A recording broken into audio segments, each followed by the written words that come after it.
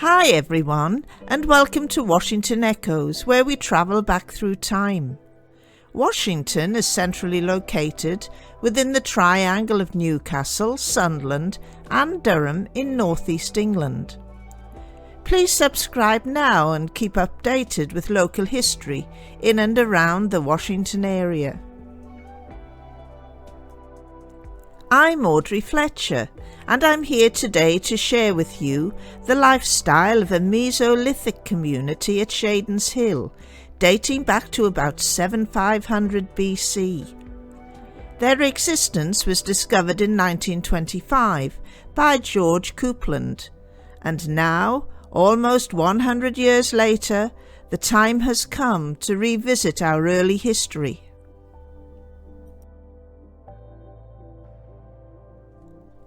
Shadens Hill is situated on the outskirts of Washington, Tyne in northeast England. It is a local landmark which has lain untouched for millennia, but now it is ready to give up some of its secrets. On the photos, you will see two different views of Shadens Hill, one from Lower Perth Farm and the other from Blackham's Hill. Each has its own story to tell.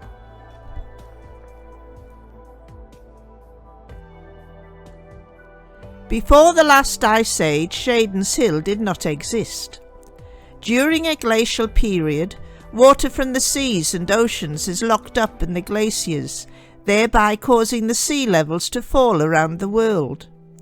Such was the case with the North Sea, which dried up and became a land bridge between the continent and Britain during the last ice age, about 10,000 BC. However, as temperatures increased, the ice from the glaciers retreated, causing a rise in sea levels.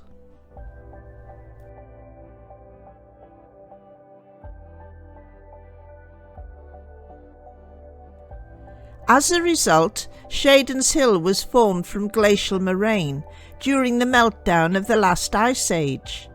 That is, a pile of sand and stones were dumped to form a hill when the glacier began its retreat. The heavy erosion on these photographs clearly reveals the makeup of Shadens Hill. It is estimated that the Tardenois people arrived at Shadens Hill from Belgium and Northern France around 8000 BC to 7500 BC.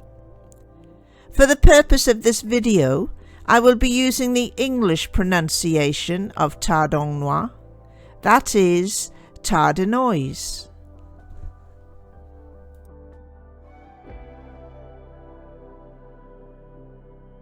Before the Mesolithic Tardenois people arrived at Shadens Hill, they had previously lived in Belgium and Northern France from about 9000 BC. They are recognised as Tardenois by their distinctive flint work and are named after the archaeological site at Tardenois in France. It was here that Eighton first discovered their characteristic flints in 1885. The flints were distinctive to the area because they were geometric microliths, including microburin, scaling triangles, trapezoids, and chisel-ended arrowheads.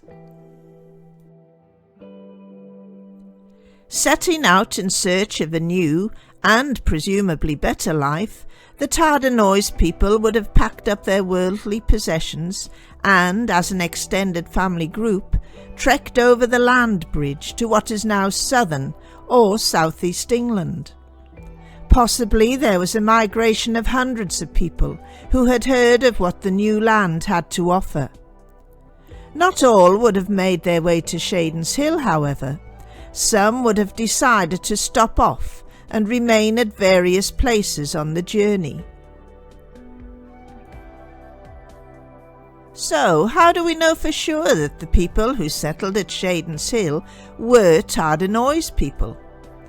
Well, it is thanks to George Coupland, who did some light archaeology work at Shadens Hill in 1925, that we have definite proof. Look at the picture to the left of the screen. The man portrayed as typical of a Mesolithic settler at Shadens Hill, sitting in front of his home by the fire, napping flint. I wonder, where did he get the flint? Did he bring a sackful with him on his long trek? Did he pick it up in the Pennines? What do you think?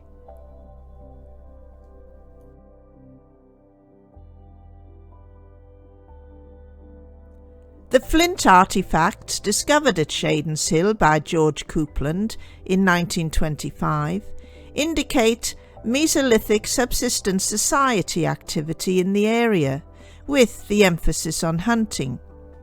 However, due to the bleak climate experienced at Eighton banks during the winter months, Shadens Hill was probably the centre for a summer group of hunters and their families.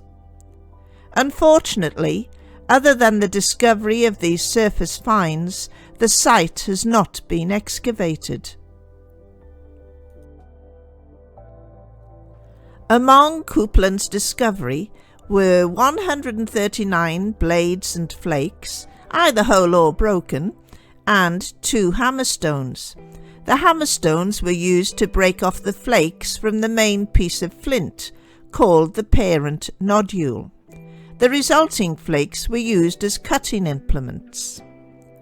The 5 scrapers discovered would have been used, for example, to scrape the fat from the hide of an animal. The pieces of burnt flint discovered by Coupland confirm the use of a hearth. The flint artifacts at Shadens Hill are referred to by Coupland as microlithic implements.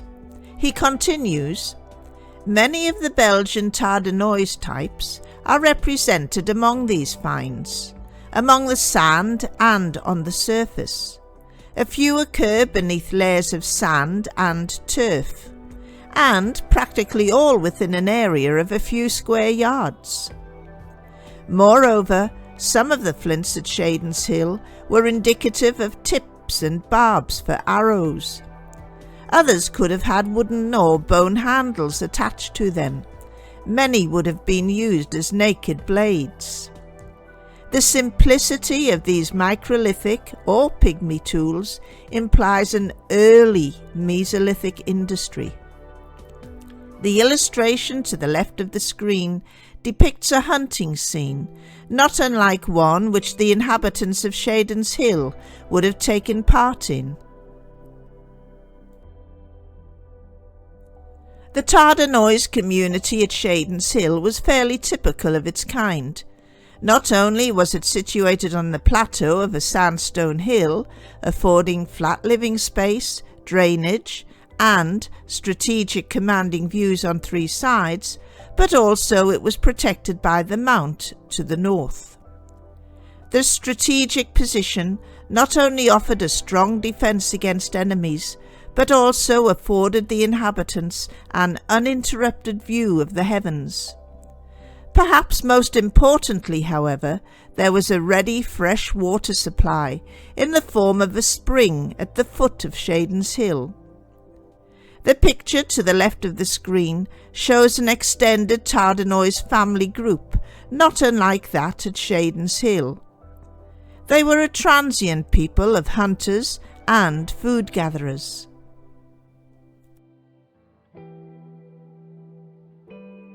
At the foot of Shadens Hill there was a ready water supply for the Mesolithic inhabitants in the form of a spring, which would have created marshland, swamp, or even a lake. In fact, the whole valley could have been a lake, left behind by the receding glaciers. In the past, the spring would have been considered sacred, a gate into the underworld, the spirit world. A stone structure in the shape of a cradle of indeterminate age has been built around the spring. Even into the 1900s, the well was the main fresh water supply for the people in the local area. My older brother, John Hall, tells me that when he was a young lad, the sides of the well were about 4 feet high, and that when the road was heightened, so too was the land around the well. It was fortunate that I took these 2 photos of the well in 2002, as last time I visited there was no well in sight. It was smothered by that heavy vegetation you see on the top photo.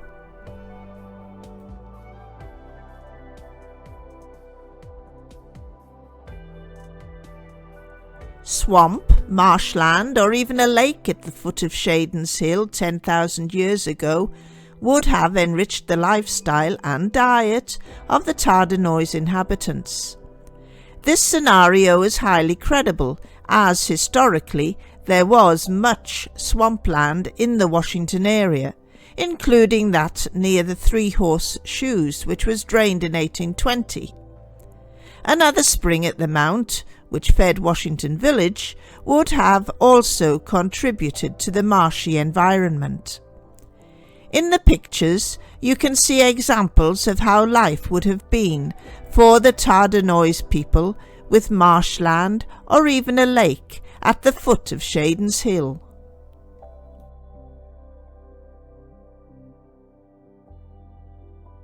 I wonder, have you noticed the round houses on previous slides? Above is seen another example, together with illustrations of everyday life, including building, cooking, and preparing skins. This would have been typical of a scene at Shadens Hill.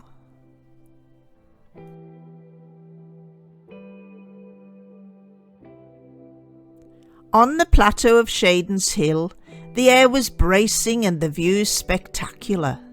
At first I thought that the stone blocks were just strewn at random, but then I noticed that some had been set into the sandy summit, flat sides up, and in circles. When you look closely at the photographs to the left, you will detect at least 2 stone circles, one in the foreground and one at the rear.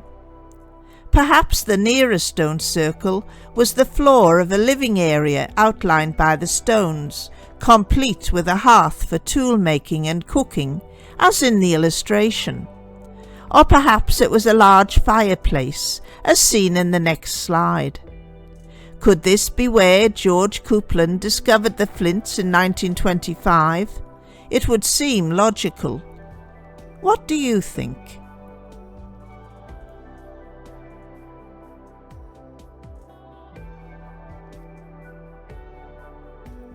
By 2011, the plateau was becoming encroached upon by rather large gorse bushes, but fortunately the main stone circle was still clearly visible, as were the carefully laid stones. It is very easy to picture Tardenois man sitting here on top of Shadens Hill, napping his flints.